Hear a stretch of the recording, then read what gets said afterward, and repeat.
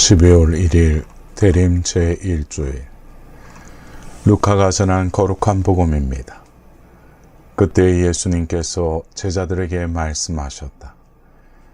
해와 달과 별들에는 표징들이 나타나고 땅에서는 바다와 그 센 파도 소리에 자지러진 민족들이 공포에 휩싸일 것이다.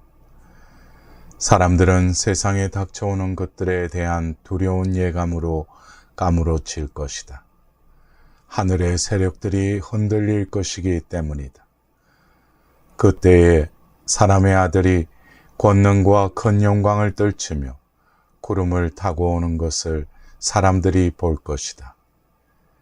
이러한 일들이 일어나기 시작하거든 허리를 펴고 머리를 들어라. 너희의 속량이 가까웠기 때문이다. 너희는 스스로 조심하여 방탕과 만취와 일상의 근심으로 너희 마음이 물러지는 일이 없게 하여라. 그리고 그날이 너희를 덫처럼 갑자기 덮치지 않게 하여라. 그날은 온 땅 위에 사는 모든 사람에게 들이닥칠 것이다. 너희는 앞으로 일어날 이 모든 일에서 벗어나 사람의 아들 앞에 설 수 있는 힘을 지니도록 늘 깨어 기도하여라. 사랑하는 형제 자매 여러분, 오늘은 대림 제1주일입니다. 전례력의 새해가 시작되는 대림 첫 주일이기도 합니다. 대림은 오다, 도착하다라는 뜻입니다. 신앙인들은 2000년 전 베들레헴 구유에서 태어나셨던 주님께서 부활 후 재림을 약속하고 승천하셨기에 언젠가 다시 오실 것을 믿습니다. 과거의 첫 번째 오심과 미래의 두 번째 오심 사이에 놓인 현재는 중간 시기로 주님을 기다리는 시기입니다. 대림 시기는 이를 기념하는 교회 절기입니다. 삶은 기다림이라고들 합니다. 농부는 씨를 뿌리며 추수를 기다리고 산모는 잉태한 후 출산을 기다리며 낚시꾼은 미끼를 던지고 물고기를 기다립니다. 밤에는 아침을 기다리고 겨울에는 봄을 기다립니다. 누구나 약속 시간을 기다리고 전화를 기다리고 보낸 편지의 답장을 기다리며 좋은 소식을 기다립니다. 기다림은 우리의 삶을 지탱하게 해주는 버팀목이기도 합니다. 군대 간 자식이 돌아오길 기다리고 외출한 자녀의 귀가를 기다리며 지쳤을 때는 휴식을 기다리며 삶을 꾸려갑니다. 기다림은 이처럼 신앙의 여정에서도 필수적입니다. 하나님께서는 인간과 약속을 하시고 오랜 기다림의 과정을 거친 후에 열매를 주십니다. 이집트를 탈출하여 가나안 땅에 이르기까지 40년을 기다렸고 다윗에게 주신 구원의 약속이 예수님을 통해 성취되기까지 1000년 세월을 기다려야 했습니다. 하나님은 세상을 즉시 구원하지 않고 왜 사람들로 하여금 기다리게 하실까요? 어떤 신학자는 하나님께서 인간들에게 오래 기다리게 하시는 이유는 기다림이 있어야만 우리의 머릿속에 있는 생각들이 가슴으로 내려오기 때문이라고 풀이합니다. 기다림을 통해 내가 누구이고 내가 기다리는 분이 누구이며 무엇을 위해 왜 기다리는지 가슴으로 물어보게 됩니다. 이렇게 머릿속 이론이 아니라 삶으로 하나님의 구원을 갈망하고 체험할 때 구원이 가슴 깊이 새겨지게 되는 것입니다. 현대인은 기다리지 못하는 경향을 보입니다. 그런데 기다림 없는 결실은 없습니다. 봄에 심은 벼는 여름의 더위와 가을의 햇볕을 거쳐야 결실을 맺습니다. 밥을 짓기 위해서는 뜸을 들여야 하는데 기다리지 못하고 자주 열어보면 어떻게 될까요?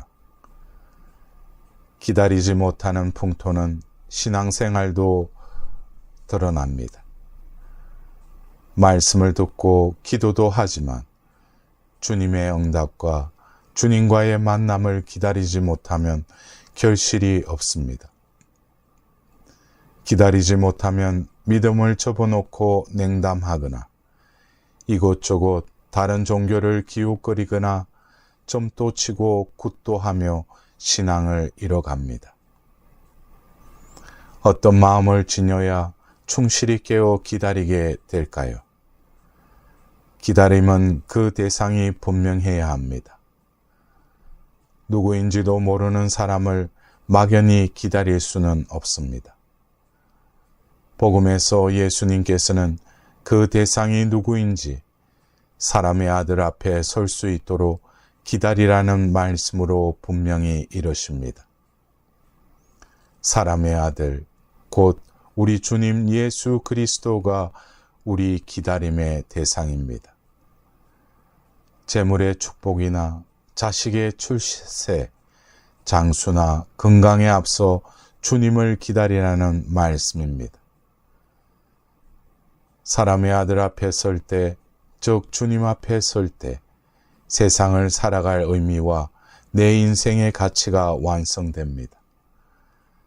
이를 위해서는 우리에게 주님이 누구이시고 주님에게 우리가 누구인지 주님과 우리의 관계를 분명히 이해해야 합니다. 오늘 복음에서 주님께서는 종말을 예고하시며 이러한 일들이 일어나기 시작하거든 허리를 펴고 머리를 들으라. 너희의 속량이 가까웠기 때문이다 라고 말씀하십니다.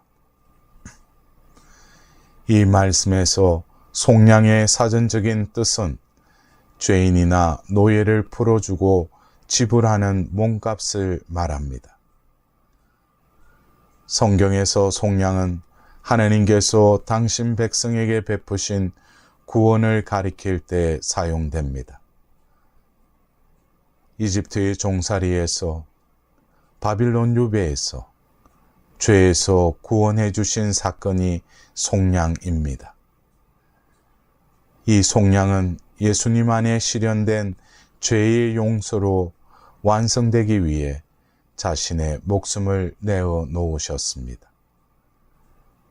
이로써 속량은 예수님께서 값을 치루어, 즉 피와 죽음과 부활을 통하여 그분을 믿는 이들이 죄와 죽음의 노예살이에서 해방되어 하나님께 속하게 되었음을 의미하게 됩니다. 여기서 속량이니 몸값이니 하는 표현은 구원을 거래로 보는 것이 아니라 거저 주시는 구원의 성격을 강조하려는 해방과 자유의 은유적 표현입니다. 하나님께서 아드님을 통해 값을 치르고 우리를 해방시키시고 자유를 주셨으니 우리는 하나님의 것입니다. 나의 삶은 이제 나의 것이 아니라 주님의 것입니다. 나는 너희 하나님이 되고 너희는 나의 백성이 될 것이다 라는 말씀대로 나는 그이의 것이 되었습니다. 이것이 성경 전체를 관통하는 인간과 하나님과의 관계의 요체로 우리가 주님을 기다릴 이유이기도 합니다. 내가 주인이 되어 내 생각대로 주인 오실 때를 예상하고 내 의향대로 주님을 섬기겠다는 사람에게 주님은 안중에 없고 안중에 없는 분을 기다릴 까닭이 없습니다. 자기 자리를 확보하고 자기 생각대로 자기 이익을 쫓으며 자기 이름을 높이려는 사람에게 인간을 속량하신 하나님은 계시지 않습니다. 기다림의 끝에는 어떤 일이 벌어질까요? 복음에서 주님이 오시기 전의 상황을 해와 달과 별들에는 표징이 나타나고 땅에는 바다와 거센 파도 소리에 자지러진 민족이 공포에 휩싸일 것이라고 전합니다. 과연 두려운 말씀입니다. 그런데 이 공포의 끝에 이러한 일들이 일어나기 시작하거든 허리를 펴고 머리를 들어라. 너희의 속량이 가까웠기 때문이다 라는 기쁜 소식이 이어집니다. 어둠의 끝이 새벽이듯이 파멸, 재난, 불안, 공포의 끝이 구원에 맞닿아 있다는 말씀입니다. 실제로 파멸과 불안과 공포의 절정인 죽음의 고통은 예수님께서 직접 겪으신 일입니다. 끝내 주님은 부활을 통하여 진정한 해방을 가져오셨습니다. 종말 사건은 바로 예수님의 이야기입니다. 까무러칠 만큼 두려운 종말은 주님께서 겪으신 파스카의 여정이었습니다. 사랑하는 형제 자매 여러분, 어둡고 힘든 이 세상 속에서도 허리를 펴고 머리를 들어 주님을 기다립시다. 죽음을 넘어서신 주님은 이 모든 재앙을 넘어서서 구원을 주십니다. 삶에서 파멸의 두려움이 닥친다면 죽으시고 부활하신 분을 찾을 때입니다. 우리가 겪는 재난, 불안, 공포는 까무러칠 때가 아니라 우리를 속량하신 주님, 파스카이신 주님을 만나기 위해 허리를 펴고 머리를 들 때입니다. 내가 주님의 것이기에 머리를 들어 주님 앞에 서서 깨어 기도한다면 이 대림 시기는 바로 어둠과 두려움 가운데서도 흔들리지 않는 희망의 시기가 될 것입니다.